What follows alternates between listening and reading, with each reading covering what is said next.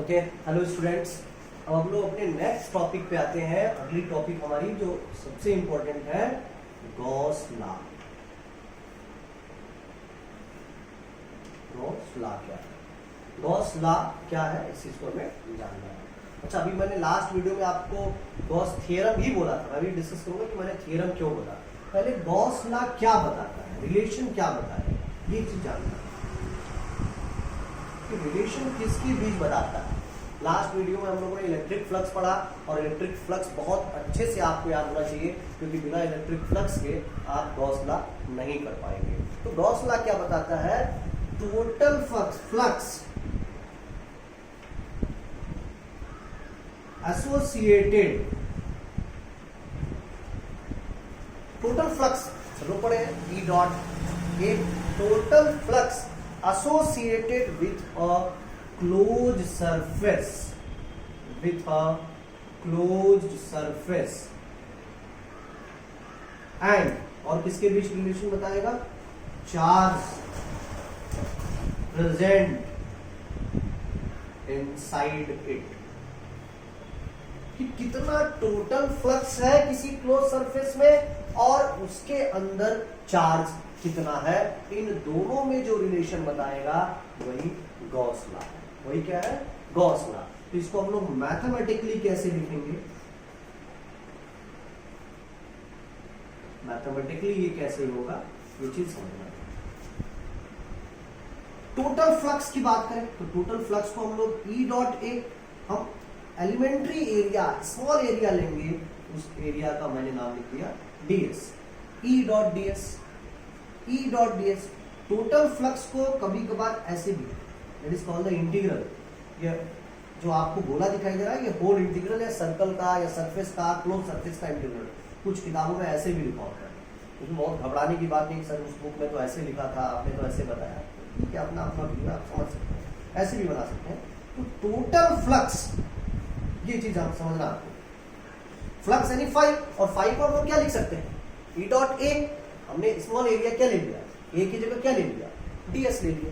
ए की जगह क्या ले लिया? ds ले लिया। तो टोटल फ्लक्स, तो टोटल फ्लक्स को हमने इंटीग्रल साइन ले लिया कि इंटीग्रल साइन से, बहुत इंपॉर्टेंट है, इस चीज को आपको अच्छे से समझना है।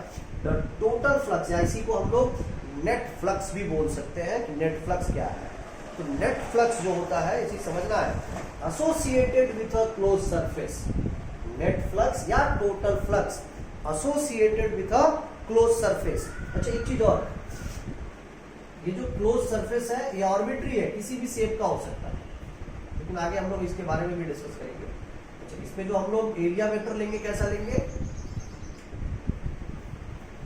परपेंडिकुलर ऐसे लेंगे, ये समझ में आ रहा होगा, ऐसा है। तो आर्बिट्री है। तो total flux associated with a close surface. इस क्लोज सरफेस को एक और नाम से जाना जाता है, इस चीज को आपको याद रखना है, that is called the Gaussian surface.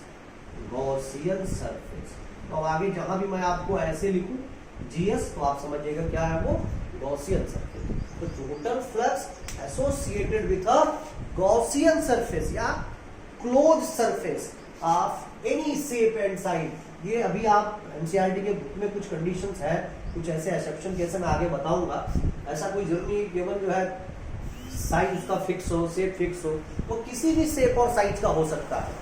तो टोटल फ्लक्स, मैं बार बार बोल रहा हूँ, याद रख लीजिए सब लोग, the total flux associated with a close surface और Gaussian surface of any shape is equal to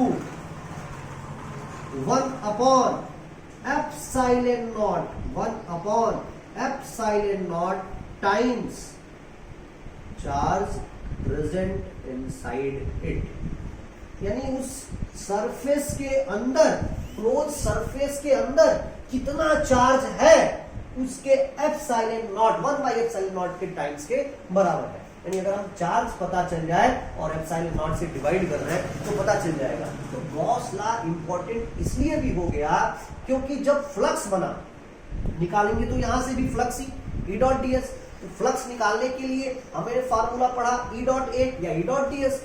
sir typical था सर, इलेक्ट्रिक फील्ड निकालना पड़ेगा, एरिया वेक्टर निकालना पड़ेगा। गॉस ने इसी फ्लक्स को निकालने का एक आसान तरीका बता दिया, कहा कि आपको सरफेस में, क्लोज सरफेस में बस चार्ज ढूंढ लेना है कि टोटल चार्ज कितना है, और टोटल चार्ज अगर पता चल गया तो उसको एप्सिलॉन नॉट से डिवाइड कर दीजिए। अब जैसे कि एग्जांपल समझिए, अगर हम गॉस थ्योरम के अकॉर्डिंग चले, सपोज करो कि क्लोज सरफेस है 3D और इसके अंदर एक डाइपोल मैंने रख दिया।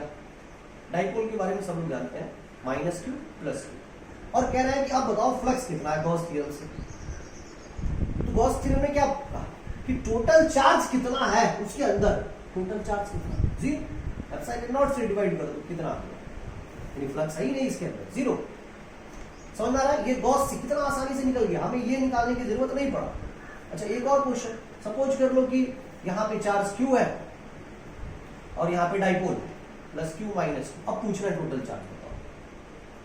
इस चीज का ध्यान देना, हमें इनसाइड लेना है, आउटसाइड से कोई मतलब ही नहीं है। इनसाइड कितना चार्ज है, अभी भी इनसाइड कितना है, 0 ही है, तो अभी भी हमारा फ्लक्स कितना हो गया, 0 हो गया। अभी आगे इस पर डिस्कस किया जाएगा तो ज्यादा अच्छे से समझ में आएगा क्या है, उसको प्रूव भी किया जाएगा। ये चीजें समझ में आ रही है? द टोटल फ्लक्स या net flux associated with a close surface, उसी क्लोज सरफेस को क्या बोलेंगे, Gaussian surface of any shape और साइज इज इक्वल टू 1/एप्सिलॉन naught times of net charge, total charge कितना है प्रेजेंट इनसाइड। तो मैं इसको लिख भी देता हूं, आप लोग याद भी रखिएगा। The total flux associated with a close surface, या इसी को जीएस भी बोल सकते हैं, ऑफ एनी शेप, लेकिन फिर मैं बता रहा हूँ आर्बिट्री है इसलिए किसी भी शेप का हो सकता है, इसमें बहुत घबराने की बात नहीं है, किसी भी शेप का हो सकता है, इज इक्वल टू 1/एप्सिलॉन naught times of net charge present inside. तो उसके अंदर कितना नेट चार्ज है, उसके 1/एप्सिलॉन नॉट टाइम्स के बराबर है।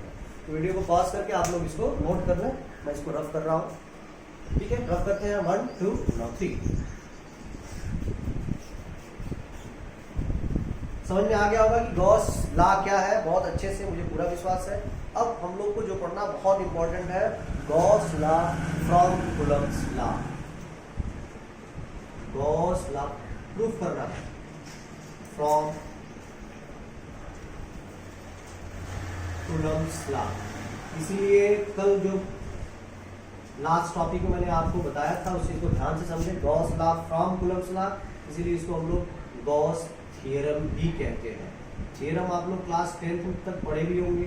थ्योरम उसे कहते हैं अगर एक लॉ से दूसरे लॉ को प्रूफ किया जाए। कूलम्ब्स लॉ से अगर हम गॉस लॉ को प्रूफ करें, एक लॉ से अगर दूसरे लॉ को प्रूफ किया जाए, that is called the theorem. वही क्या हो जाता है, थ्योरम हो जाता है। सो इसको हम लोग गॉस थ्योरम भी बोल सकते हैं कि गॉस थ्योरम क्या है, ठीक। चलिए, तो एक हम लोग क्लोज सरफेस ले रहे हैं। अच्छा, ये भी आगे मैं कहूंगा कि सर अभी बताया जाएगा कि सर आप दूसरे शेप का क्यों ले लिया, आपने क्यों एक ऐसा फिक्स शेप ले लिया जिसका रेडियस पता है, डिस्कस इस पे किया जाएगा। एक सरफेस लिया हमने क्लोज, जिसका रेडियस क्या है r, रेडियस क्या है r, और इसके सेंटर पे हमने चार्ज कितना रख दिया, +q रख दिया। सेंटर पे चार्ज कितना, +q। हमने सबको समझ आ रहा है और कोई दिक्कत नहीं है, ठीक है। और ये अगर इलेक्ट्रिक फील्ड लाइन ऐसे पास होगा, इलेक्ट्रिक फील्ड। एरिया वेक्टर की जब भी बात करेंगे, एरिया वेक्टर, तो जब भी एरिया वेक्टर हमेशा आपको बताया मैंने कि perpendicular to the plane surface, और कभी भी प्लेन सरफेस के परपेंडिकुलर होगा कैसे, कहां से ड्रा करेंगे आप, सेंटर से ड्रा करेंगे तभी तो परपेंडिकुलर आएगा प्लेन सरफेस के, यानी ये सेंटर से ड्रा हो गया। अब छोटा सा एरिया एक ले लिया गया, that is called the elementary area. इस एलिमेंट्री एरिया का डायरेक्शन तो यही होगा, ds। आप यहाँ से भी ले सकते हैं ऐसे, क्योंकि सेंटर से ही जाएगा, ठीक। एलिमेंट्री एरिया हमने छोटा एरिया के ले लिया, ds ले लिया। तो consider a spherical closed surface. एक हमने क्या ले लिया, स्फेरिकल ले लिया, और वो सरफेस कैसा होना चाहिए, क्लोज होना चाहिए ऑफ, इसका रेडियस क्या है, रेडियस आर, आर रेडियस का हमने एक क्लोज सरफेस ले लिया है, ठीक है। एंड और चार्ज कितना है, charge Q present inside it, इसके अंदर क्या है, चार्ज Q प्रेजेंट हो गया, ठीक है। या इनसाइड इट सेंटर, ये भी लिख सकते हैं, इनसाइड इट सेंटर, इसके सेंटर पे चार्ज Q प्रेजेंट है। तो अगर हम कूलम्ब्स लॉ की बात करें, from Coulomb's law, from Coulomb's law, Coulomb's law तो आप लोग स्टार्टिंग से पढ़ते आए। कूलम्ब्स लॉ क्या होता है, सबको पता है कि कूलम्ब्स लॉ कैसे निकालते हैं। अच्छा, कूलम्ब्स लॉ ये निकालेंगे, ध्यान से समझना आपको, ये जो एलिमेंट्री मतलब जो छोटा एरिया लिया गया उसी के लिए, छोटा एरिया क्यों लिया गया, मैं बार बार पीछे वाली क्लास में भी डिस्कस किया हूँ। छोटे छोटे एरिया से हम लाइन इंटीग्रल लेकर के या सरफेस इंटीग्रल लेकर के, अलग अलग कंडीशन आपने पढ़ा, होल इंटीग्रल लेकर के हम टोटल का एरिया निकाल सकते हैं, इसलिए हमने छोटा छोटा इंटीग्रल लेने की जरूरत है। तो क्या लिख सकते हैं कि कूलम्ब्स लॉ से क्या निकालना है, इलेक्ट्रिक फील्ड क्या निकालेंगे, at the location of elementary area ds, electric field at the location of elementary area ds, उस एलिमेंट्री एरिया ds पर हम इलेक्ट्रिक फील्ड निकालेंगे। किस लॉ से निकालेंगे, कूलम्ब्स लॉ से निकालेंगे। और ये बहुत ही आसान है, सबको पता होगा, सर आपने तो पहले ही पढ़ा दिया था, हमको नहीं पता। फोन आ गया है मेरे मोबाइल,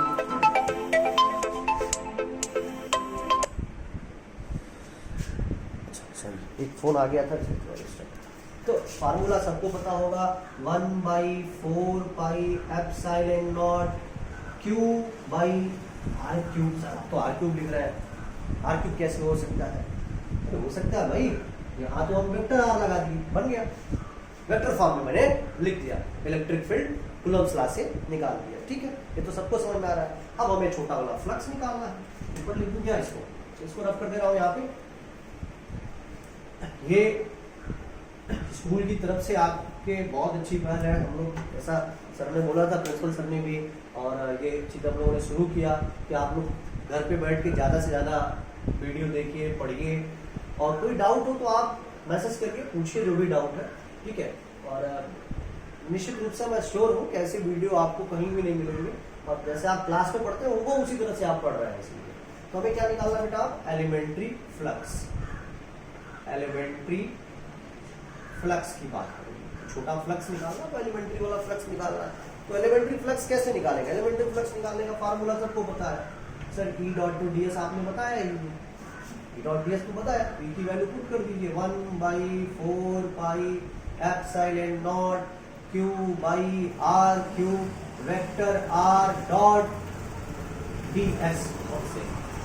समझ में आ रहा होगा, ये E उठ के यहाँ पे आ गया, डॉट ds उसी तरह से अभी भी है। अच्छा, r डॉट ds, r और ds के बीच का एंगल कोई बता सकता है, बिल्कुल बिल्कुल, r डॉट ds के बीच का एंगल कुछ नहीं है, जीरो है, यानी a डॉट b बराबर ab cos थीटा।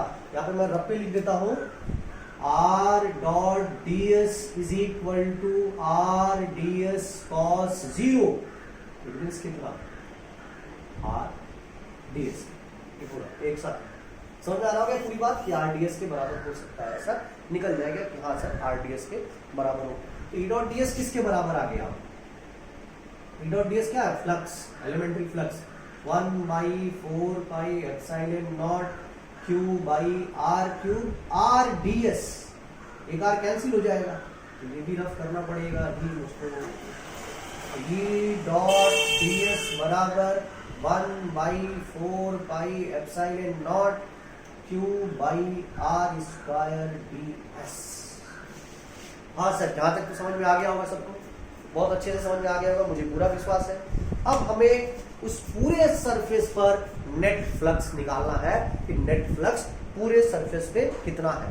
तो अब हम निकालेंगे net flux over the surface, net flux over the surface उस पूरे सरफेस पे हमें नेट फ्लक्स बताना है कि सर नेट फ्लक्स क्या होगा। तो नेट फ्लक्स के लिए मैंने क्या बताया कि इंटीग्रल कर दीजिए सीधे E dot ds net flux integral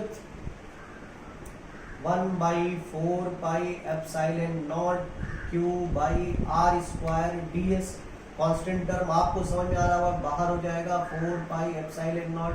q constant है, चार्ज तो पहले इसी था, चार्ज को हम चेंज कर नहीं सकते हैं, r बदलेगा नहीं, तो अंदर बचा क्या, ds ही तो बचा। इसी समझ में आ रही होगी, नहीं आ रही, सिर्फ ds ही तो अंदर बच गया।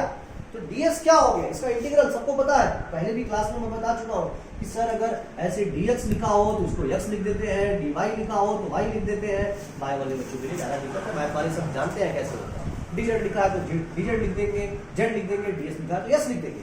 दैट मींस s मींस क्या, इसका सरफेस एरिया निकालेंगे। तो सरफेस एरिया आएगा कितना, तो लाइन इंटीग्रल इसका E डॉट ds बराबर 1/4 pi epsilon not q by r square. Surface area में डायरेक्ट लिख देता हूँ s की वैल्यू 4 पाई r स्क्वायर। अभी आगे भी डिस्कस होगा इसमें, कुछ इसके जो एप्लीकेशन है वो थोड़ा टिपिकल है, इसलिए इसको समझना बहुत जरूरी है। तो 4 पाई से 4 पाई कट गया, r स्क्वायर से r स्क्वायर कट गया, बच कितना गया q, अब नीचे एप्सिलॉन नॉट यानी 1/एप्सिलॉन नॉट टाइम्स ऑफ q। इसको आप q इनसाइड लिख सकते हैं क्योंकि एक ही का है। तो हमें मिला क्या, जो हमने गॉस लॉ पढ़ा वो प्रूफ हो गया, किससे, कूलम्ब्स लॉ। तो this is the total flux finding by the Gauss law. Gauss law से हम टोटल फ्लक्स इजीली निकाल सकते हैं आसानी से, कितना फ्लक्स होगा, ठीक है। लेकिन देखिए एक चीज और मैं बता दूं, हमने भले इसको स्फीयर पे डिराइव किया है, but it is true for Gaussian surface of any shape. किसी भी शेप की गॉसियन सरफेस के लिए यह वैलिड करता है, ठीक है। मैं यहां लिख भी देता हूं, आप लोग इसको नोट कर लीजिए। ऑल्दो इट इज डिराइव्ड, इसको डिराइव किया गया है, किसके लिए डिराइव किया गया, considering, it is derived considering sphere. हमने स्फीयर पे डिराइव किया है, ठीक है, कंसीडरिंग स्फीयर, बट इसे रफ करना पड़ेगा। लेकिन क्या है ये ट्रू है, but it is true for GS Gaussian surface of any shape. इसकी कुछ एप्लीकेशन है वो बाद में हम लोग डिस्कस करेंगे। आई होप समझ में आया होगा क्या है, इसको अच्छे से आप रिवाइज कर लीजिए। और बहुत इंपॉर्टेंट फार्मूला है, अच्छे से एलिमेंट्री एरिया के बारे में भी पढ़ लीजिए आप ध्यान से। एरिया वेक्टर है, क्वांटिटी ये भी समझ जाओ, और net charge present inside it. यानी अभी मैंने बताया कि अगर गॉस लॉ से आपको, अगर एक सरफेस है 3D और डाइपोल भी है इसके अंदर, आपको फ्लक्स निकालना है तो नेट चार्ज इनसाइड, यानी इनसाइड कितना है, 0 बाई एप्सिलॉन नॉट छूट गया, 0 बाई एप्सिलॉन नॉट यानी 0 हो जाएगा। तो अगर कुछ भी अंदर चार्ज है, सपोज करो। अच्छा एक और चीज, अगर मान लीजिए कोई पूछे कि इस पर फ्लक्स ज्यादा होगा या इसमें फ्लक्स ज्यादा होगा, कहेंगे सर आप तो बताया कि एरिया बढ़ने से। डिपेंड करता है चार्ज कितना इसके अकॉर्डिंग। अगर यहाँ भी चार्ज क्यू है, यहाँ भी चार्ज क्यू है, तो ये सरफेस पर डिपेंड नहीं करेगा कितना भी बड़ा हो। तो अगर हम इसी तरह से एक बात करें क्यूब की, अगर इस क्यूब पर यहाँ चार्ज क्यू है, यहाँ चार्ज माइनस क्यू है, और अब कोई बताए कि सर इस पर जो है फ्लक्स कितना होगा, फिर से आ गया।